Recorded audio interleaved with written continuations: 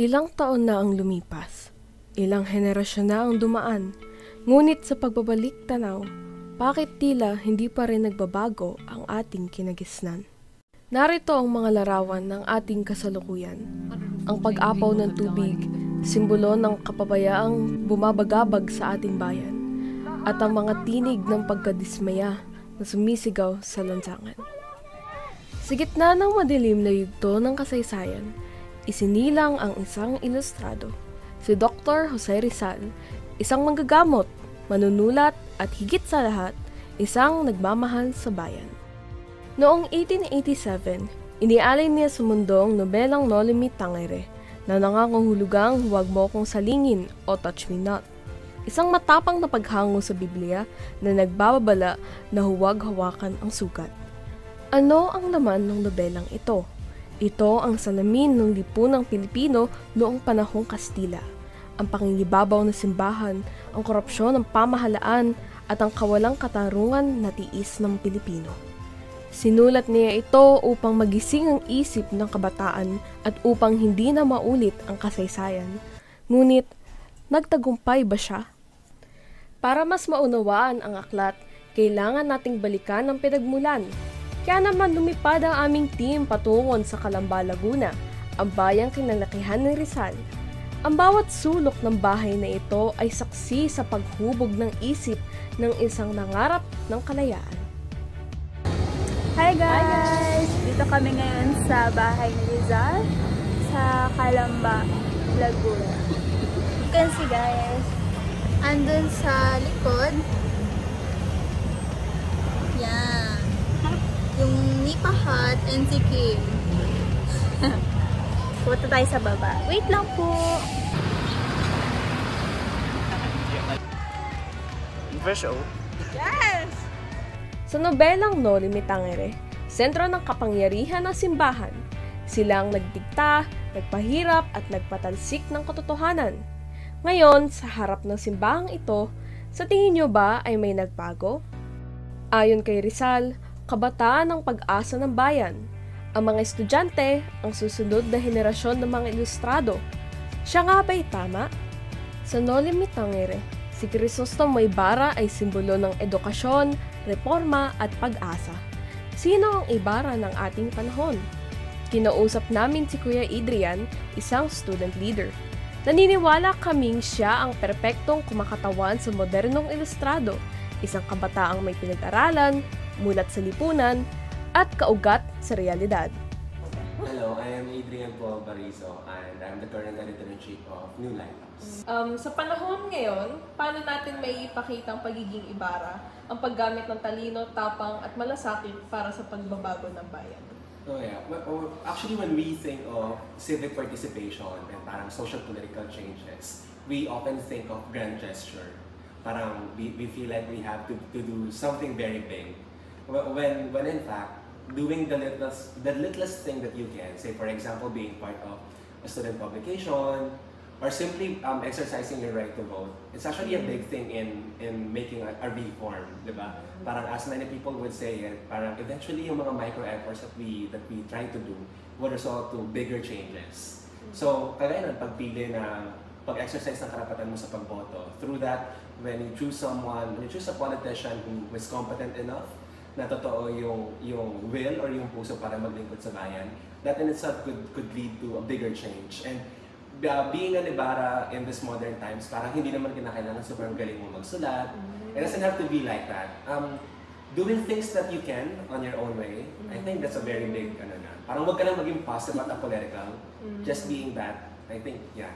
Yung similarity is that we both wanted to see change. And we both wanted to take part in that change. Kasi sabi nga, parang if we want change, we should be the change ourselves. So that's my contribution, or that's my way of being part or taking part on the initiative of na magkakaroon ng change. Pero siguro yung similarity na parang that with Giovanni Impact, yung Noli Me Tangere levels, parang I'm far from that. Pero yeah, like I said, in my little own way, through my writings, through publication, through student journalism, I think doon kasi nagkakaroon ng student participation, yung students mas nagiging aware about social political issues kasi di ba, we don't just cover stories within the campus. We cover stories even in the Philippines and the politics that concerns everyone, not just the students. So through that, ang goal naman natin as student journalists para mamulat yung pangunawa at yung kaalaman ng mga tao. Yung mga bata specifically na parang, hey, these things are happening and we need to be aware of it.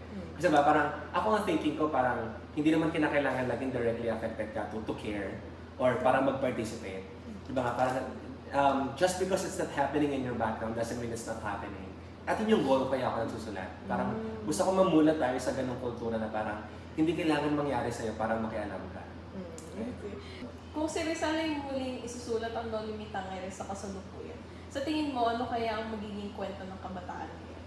Oh, I think may malaking similarity pa rin. Kasi diba parang yung portrayal ni Ibarra was tumitindig siya against the government. Diba? Parang during that time, parang super conservative ng environment, ng socio-political environment at that time, na parang nakikita si Ibarra as kalaban ng gobyerno.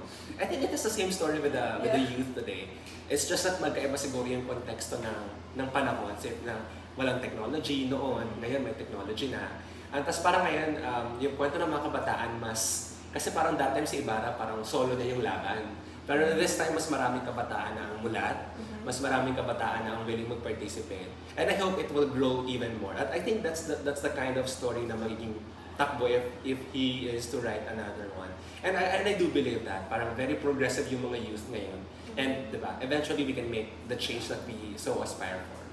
Aside po from campus journalism and sa student publication, ano pa po ang other ways na alam niyo po or masasuggest niyo for students to make a difference, lalo na po sa ganitong mga time na we're facing a lot of issues when it comes to government corruption? Yeah. I think one of my favorite parang quote na like in a quote, parang the first thing in solving a problem is acknowledging that there is a problem.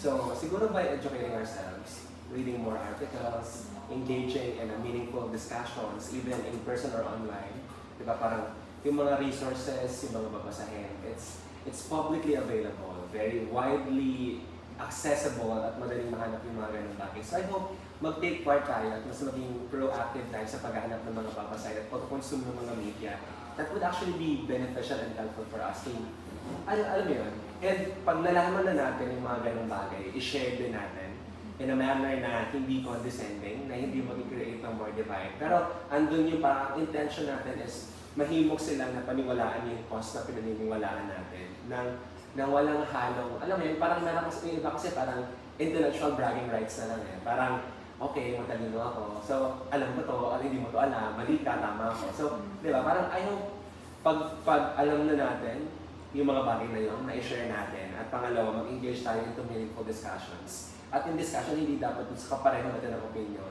Lalo tigit dapat dun sa kaiba natin o yung opposing na opinion natin. Sana maging kagaya tayo ni Kuya Adi na nagpapakita ng matatag na loob sa harap ng mga isyong nararanasan ng ating bansa. Hindi lamang sa aklat at monumento matatagpuan ng bayani. Ang tunay na bayani ay makikita sa ating pang-araw-araw na buhay. Sila ang ating mga guro na nagpapanday ng isip. Sila ang mga manggagawa na nagtataguyod ng ekonomiya. Sila ang mga makabagong bayani na naghuhubog at nagmumulat ng isipan ng mga kabataan.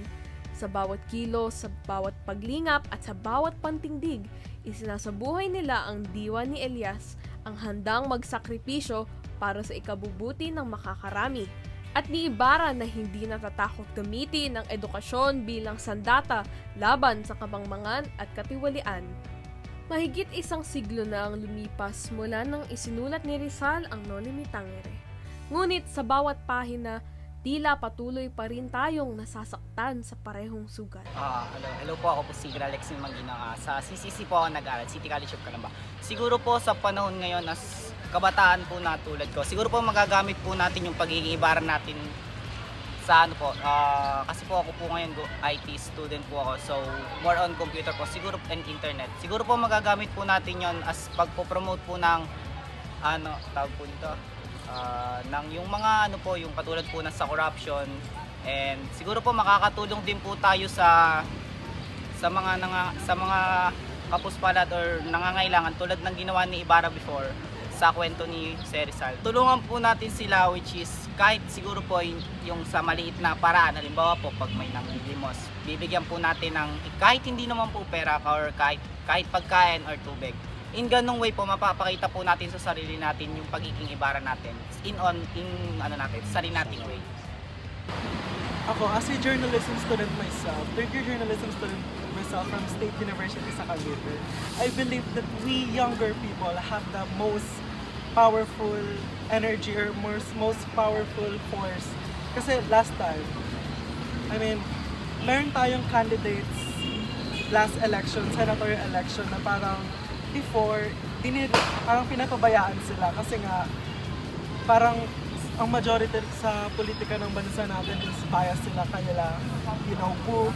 Tapos ngayon, tayo, parang, syempre mas bala tayo, mas naiisip natin kung ano yung mas tama, mas wini-weight natin. Like, parang tinitimbang natin, hindi tayo nakikinig sa mga, although hindi naman totally nakikinig, but ina-analyze natin kung ano yung nangyari ng past, ano yung nangyayari ngayon, at saka ano yung potentially na mangyari sa future. So, at naniniwala ako ng Gen Z kasi is mas may access tayo sa information at mas may idea tayo sa paglaban para sa freedom of speech natin. Kaya, for me, ang Gen Z talaga, tayo talaga yung magbubukas ng mas maraming daan para sa mga Pilipinong hindi pa nakakaangat. At naniniwala, meron din akong idea na siguro someday kapag ang sa ating kongreso or sa government natin, kapag mas marami na yung Gen Z na population ko at millennial, saka na natin mararamdaman yung pag-embrace sa pagbabago. Mas magiging open tayo sa mga foreign concepts kasi tayo, mga Pilipino, traditional na tayo talaga. So, pwede po namin malaman yung ninyo and saan school po kayo? I am Dan Crispy Zamora, currently a third year journalism student from Cavite State University. Derek Villas, Rank Curator dito sa Dambana ng Seresan sa Kalamba. So, possible question po, number 1 is, sa panahon ngayon, paano natin ipapakita ang pagiging Ibarra, ang paggamit ng talino, tapang at malasakit para sa pagbabago ng bayan? Sa isa nangyayari kasi ngayon sa Pilipinas, mas kailangan natin yung paninindigan una sa mga ibang bansa na gustong nasakupin yung ibang parte ng Pilipinas. So kailangan meron tayong paninindigan na ipaglaban yung kung ano yung sa atin na hindi pwedeng bawasan ang Pilipinas kahit na sila isang malakas na bansa. Ano ba yan? Tama na ba? Kung si Rizal ay muling isusulat ang Noy na Tangere sa kasalukuyan, sa tingin niyo po, ano po kaya ang magiging kwento ng kabataan?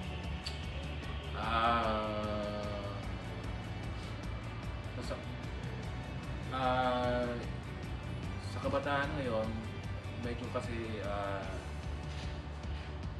hindi lahat ng kabataan ay